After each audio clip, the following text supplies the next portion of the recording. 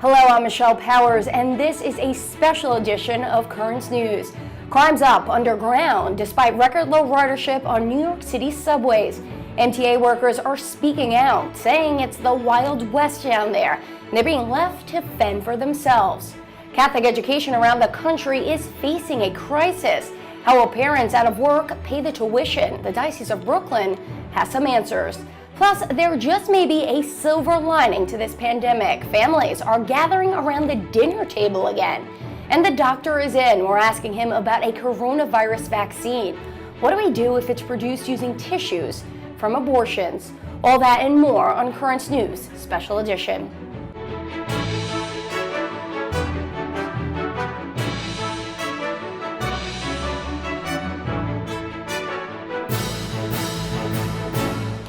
The bad old days may have made their return to Gotham, pulsing their way underground through New York City's subway system.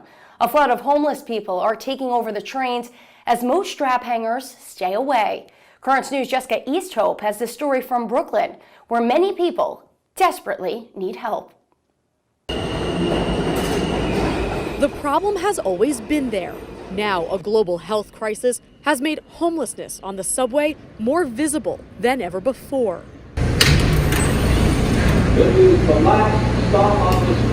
Pools of blood and homeless people occupying most cars at the R train station in Bay Ridge. We caught just a glimpse of the problem, but it's nothing compared to what workers are experiencing. All these things have always been there, but when you're in the middle of a pandemic, you don't expect certain things to continue to happen and go on.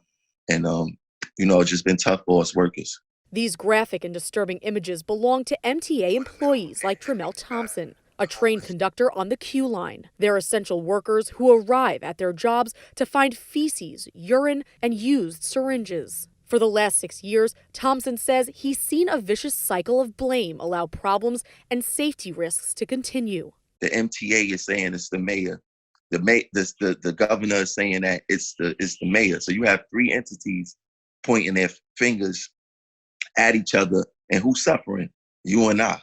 All while nearly 2,000 MTA workers have contracted coronavirus. Nearly 100 have died. The state runs the MTA, clearly. The state has a whole lot of the pieces to the puzzle here. We sent these troubling images to the mayor's office asking for a response. A representative said, quote, "I really think you'd want to ask the MTA about this." Earlier this year, Mayor de Blasio introduced Thrive NYC, a $1 billion initiative to address mental illness in New York City. An initiative MTA workers say they haven't seen manifest itself yet. You got the ones who have EDPs, emotionally disturbed persons. Those are the ones that really need the help. Despite the conditions, TRAMELL says most homeless are just looking to sleep and eat on trains. The city and the state failed them, but can the city and the state make them hostages to what the city and state believe in is right? These homeless individuals, they have choices also. TRAMELL says it's worse than he's ever seen it, rivaling the subway's worst years. You have to lean on your beliefs, your faiths, religion, whatever it is, when you have a job like this, especially dealing with the public in New York City. Governor Cuomo is demanding the MTA come up with a plan on how to disinfect every train every night by the end of this week. We also reached out to Mayor de Blasio's office and the MTA, but our requests for comment have not been answered. In Bay Ridge, Jessica Easthope, Currents News. The Diocese of Brooklyn is on a mission to help all New Yorkers, including the many who've lost their jobs during this pandemic. Catholic Charities Brooklyn and Queens has already handed out nearly 30,000 meals at recent pop-up food distribution events in both boroughs. Now a Brooklyn church is doing more. St. Thomas Aquinas Parish just opened a new food pantry. It's serving up resources every Monday through Thursday from 10 to 4 or until the food runs out. The church is at 1501 Hendrickson Street in the Flatlands neighborhood of Brooklyn. They estimate they will feed up to 1,000 people each and every week. That's not all the church in Brooklyn and Queens is doing to come to the rescue. Emergency action is being taken so parents without work can help keep their kids in Catholic schools. Currents News' Emily DROOBY has that story. The pandemic is causing so much pain and putting dreams at risk. Some parents who want their kids to get a great Catholic education are worried, and that's why Futures in Education for Brooklyn and Queens is stepping up big time. As of right now, I'm unemployed, and it would financially help me a lot. Rosanna Guzman's daughter Liana and son Marcos are students at Divine Mercy Catholic Academy in Ozone Park, Queens, and she wants them to stay there. But she's out of work after 22 years with the same travel company, and money is tight. This is the first time where I've experienced being laid off, so this is something new, and it's emotionally and financially, a struggle. Futures has now created a COVID-19 emergency relief fund to help with tuition for kids like hers. It means putting food on the table or paying a tuition. We all know that tuition is going to be the first thing to go. Rosanna enrolled her children at Divine Mercy because she loves so much about the school, a welcoming atmosphere with an emphasis on faith, plus smaller class sizes. And I see a big difference in learning.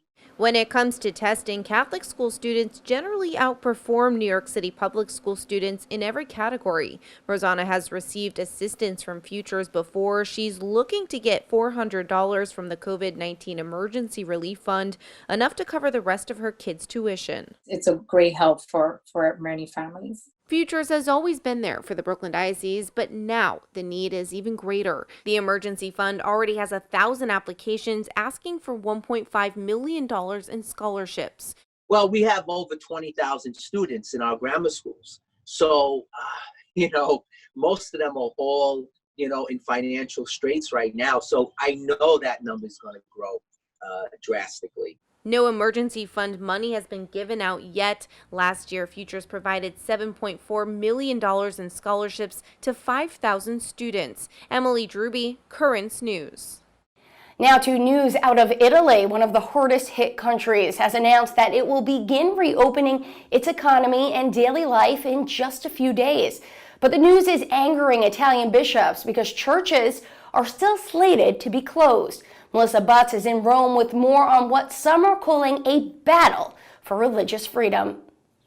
Italy's bishops are complaining that religious freedom is being stifled in the country as the government is making plans to get back to normal. Baptisms, confirmations, weddings, and masses are still not permitted in Italy. The Italian government suspended them on March 8th and will only allow funerals starting May 4th. Those services are limited to 15 masked people, all with social distancing. Italian bishops are demanding religious freedom be respected as hair salons, museums, and restaurants are opening instead of churches during the second phase of Italy's lifting of restrictions. The church asks to be able to celebrate Mass with the people again, organizing safely without recklessness or superficiality the life of their communities. Entering into phase 2, Italians seem torn if Masses should be allowed once again. The churches need to open, also as a matter of faith in what is happening in this period. I believe the churches need to remain closed to avoid that a lot of people will be all together in the same place. Just because it's a religious motive doesn't make it a good reason to open. From a safety point of view, maybe it's better that all churches are closed. Pope Francis has not held a public audience since March 1st. When the lockdown began, he asked that churches remain open for faithful to pray in this difficult time. The Vatican has not announced when their public events will resume, but they have been following Italy's recommendations on most COVID-19 issues. We'll see if Pope Francis will intervene on this religious matter. In Rome, Melissa Butts, Currents News. Still to come on Currents News, special edition, food, family, and fun. They used to be the pillars of American life, but are they making a comeback, and can they be found around the dinner table? Plus, one father who hasn't held his daughter in months. He's a police officer, and in this new world, the safest place for her is far away from him. Plus, the doctors in talking vaccines and a cure that comes at a cost.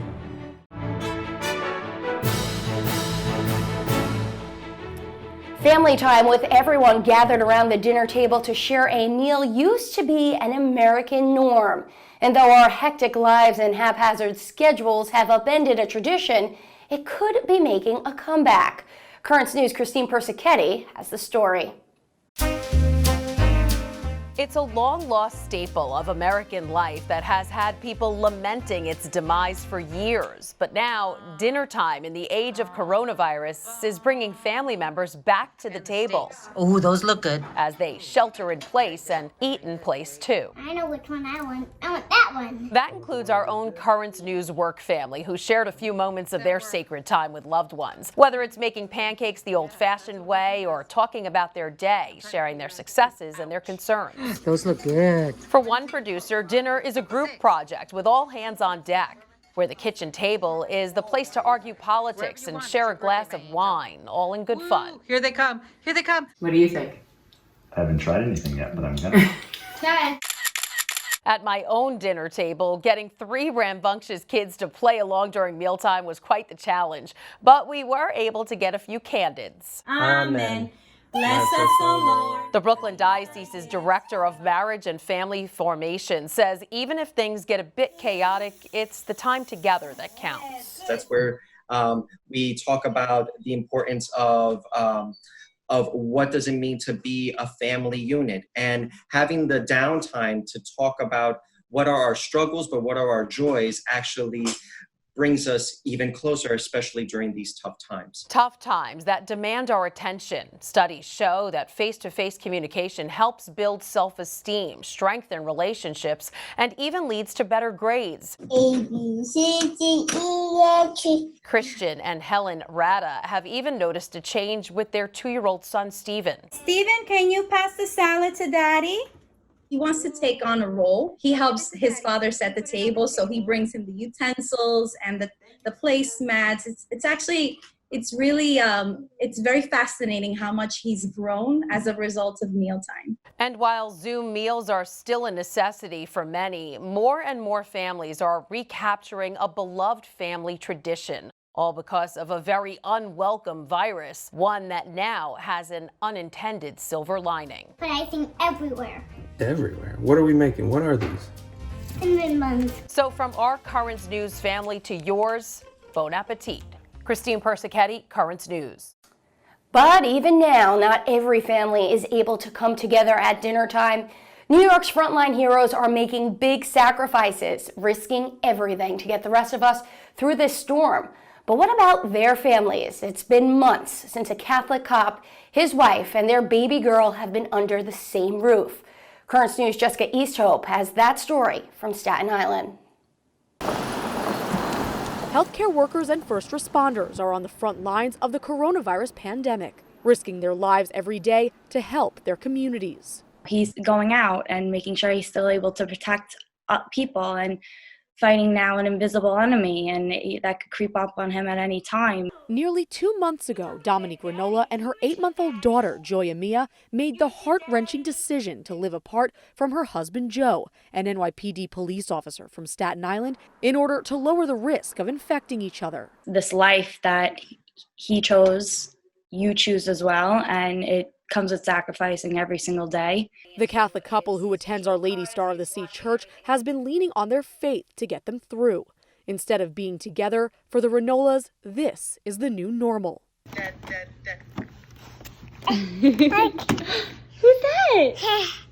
Who's that?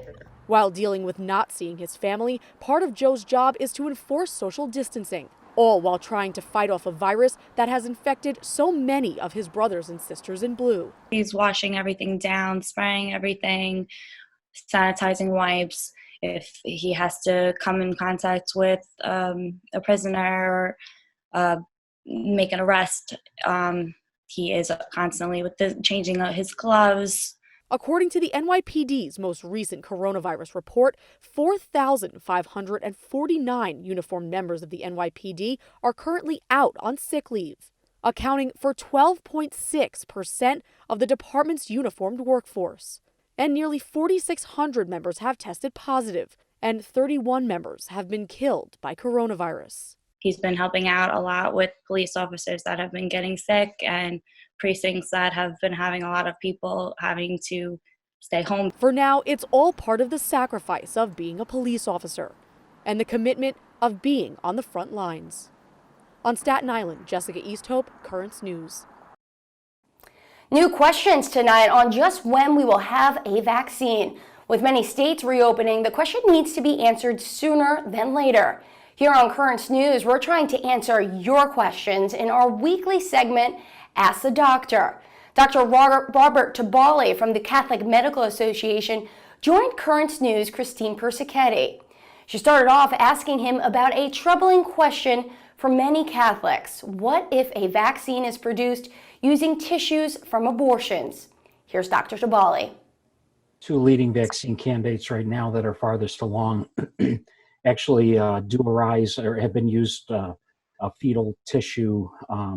There is another vaccine that is advanced as well that is not using fetal cell lines. The Vatican's directive actually in the past, actually issued under the office of Cardinal Ratzinger at the time, was recommending that if there are acceptable alternatives, use vaccines raised in a morally acceptable manner. Some of the medicines that are being raised for other complications, in addition to the vaccines, are being raised in hybrid mouse models, which use aborted fetal tissue to hybridize the mice. And so these would be considered to be unethical and immoral, but it would remain to be seen whether or not the Vatican or our church leadership would advise us to partake of these, since there would be no other alternative means in some situations. That being said, me personally, I would not use one of these vaccines if it was raised in the immoral, unethical manner. Okay, now I want to ask you about some treatments, in particular remdesivir. The drug showed in a study that it improves patients' recovery time. The FDA also plans to announce an emergency use authorization for it. What are your thoughts on that? Well, remdesivir had some early signs in individual patients treated here in the United States, including the first patient in Washington State, where he had a dramatic, or I assume it's a patient, a male. They had a dramatic improvement. Were heading into respiratory failure and actually was able to be discharged several days after receiving the remdesivir. So this appears to be highly active. All these medicines would be more active when given earlier. Now, this study was done in late patients, very sick patients. So China had a similar trial that was done, but this was complicated by use of Chinese herbal medicines, other medicines such as HIV-type medicines, in addition to the remdesivir. And plus, the Chinese trials used remdesivir made in China. Actually, the Chinese government has actually patented remdesivir in the use for coronavirus, at least in China. Another theft of intellectual property, supposedly with some license to Gilead Sciences. But this is a great news, actually. There are other medicines that could possibly be used. I talk about favipiravir a lot. It's an oral medicine with a track history, used in Japan, used for other things, other RNA viruses. What about hydroxychloroquine? There's been a couple of conflicting studies. The most recent says it can help patients. What do you think? And we have about 20 seconds. Hydroxychloroquine has been very helpful for my patients. I have quite a bit of faith in it. And like any medicine, it needs to be used early and not in irretrievable, horrendously sick patients. But I use it all the time. That was Dr. Robert TIBALLI from the Catholic Medical Association, and he is in every Friday to tell you what you need to know about the latest medical developments involving the coronavirus crisis and answer your questions. So send them to askthedoctor@DeSalesMedia.org. We'll try to get to all of them. That way you can be safe and healthy. Again, the email is askthedoctor@DeSalesMedia.org. When we return on Currents News, saying I do for better or worse during a time of quarantine. We have the story of Catholic vows going virtual, plus a special thank you to those keeping your faith in the news and on the air.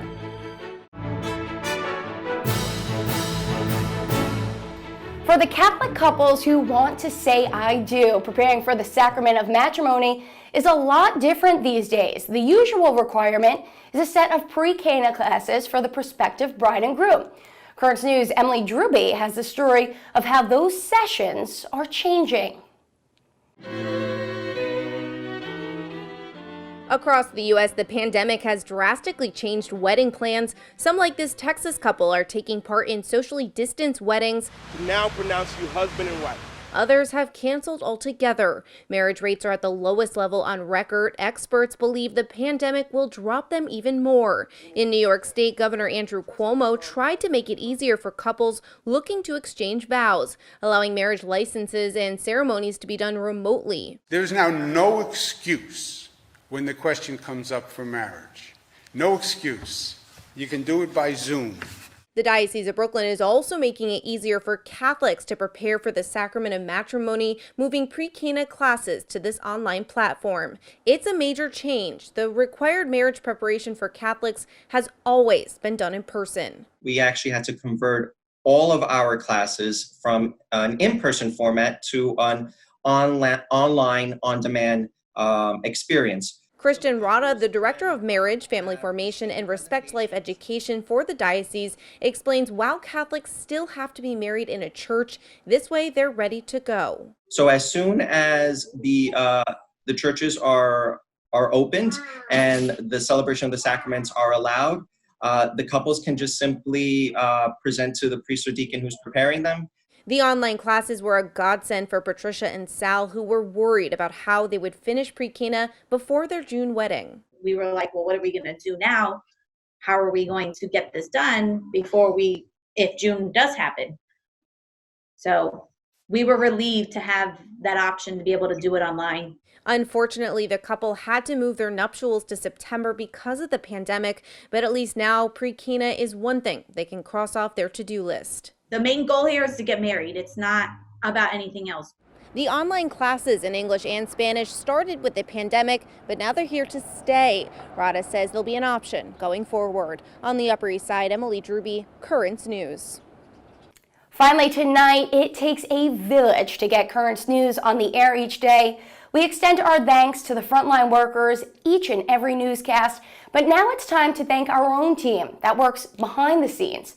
So many of the people who put together this program are working extra long hours from their home, transferring video and writing copy so that this process goes on as seamlessly as ever. And we miss you, and we thank you for keeping us going.